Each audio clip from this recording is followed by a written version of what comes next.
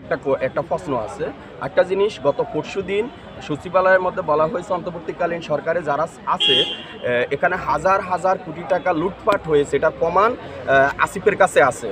তাহলে আসিফের কাছে যেহেতু আছে, যেহেতু গতকালকে প্রজ্ঞাপনও দেওয়া হয়েছে যে এটা সুষ্ঠু তদন্ত হবে। ঠিক গতকাল রাতেই আবার কি হলো, আগুনটা লাগলো একই সময় 3টা জায়গায়।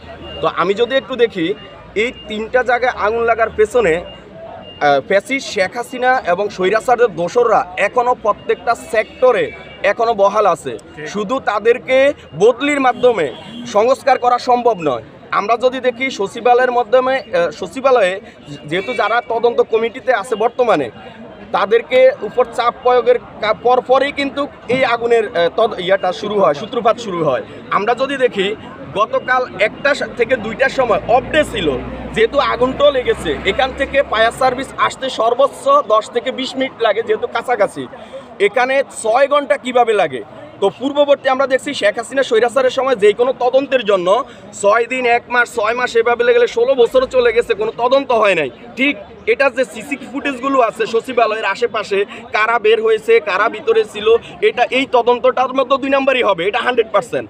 তাহলে আমরা যদি দেখি এখনও কিন্তু সিসি ফুটেজগুলো খুলে নিতে পারে নাই। আজকে সাংবাদিক ভাইদেরকে আমি এতটুকু বলতেছি, আমাদের বিভিন্ন নেতাকর্মীরা আসবে, তারা বলবে, বক্তব্য রাখবে। এই বক্তব্য রাখতে রাখতে ভিতরে যেই স্বৈরাচারদের দোসররা এখনও আছে, ওরা সিস্টেমে এই সিসি ফুটেজগুলো নিয়ে যাবে। তখন আমাদের তদন্ত করতে বলবে যে হ্যাঁ এতজন কমিটি করা হয়েছে, এরা এতদিনের মতো সময় নিবে। এইসব সময় এটা আমরা বহুত দেখেছি, আরও দেখব, আর কত দেখব। আপনারা গত 5 মাস রানিং চলতেছে, সংস্কার কখন করবেন? আপনারা দেখেন ঢাকা বাংলাদেশ ব্যাংকের মধ্যে এখনও জয় বাংলার দোসররা জয়ী হয়ে এখনও বসে আছে। এটা নিয়ে কারো কোনো মাথা ব্যথা নাই। মন্ত্রণালয়, প্রত্যেকটা মন্ত্রণালয় এখনও সচিবালয় মন্ত্রণালয় বিভিন্ন জায়গায় এখনও আওয়ামী লীগের দোসররা বসে আছে গাপটি মেরে। তো আমি যদি দেখি, এখন আমরা তো বললে হবে না, যারা এখন বর্তমানে চেয়ারে বসে আছে উপদেষ্টা মণ্ডলী বা বিভিন্ন দল, তারা তাদের দল গোছানো নিয়েই ব্যস্ত।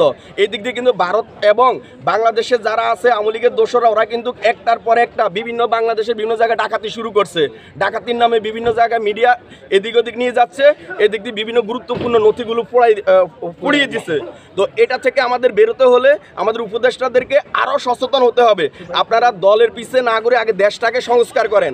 দেশ তখনই সংস্কার হবে যখন আপনারা ছাত্র জনতা একত্রিত করে প্রত্যেকের সাথে যখন আপনারা কথা বলবেন, এবং প্রত্যেকটা জায়গা থেকে আপনারা একজন একজন করে নিয়ে আপনারা সংস্কারে নামবেন। কিন্তু এই নামা হবে না। যে উপদেষ্টাদেরকে আপনারা বসেই রাখছেন এসির নিচে, ওরা এসির নিচেই আছে। এখন আমরা দেখি না পাট মন্ত্রণালয় একটা সংস্কার করতে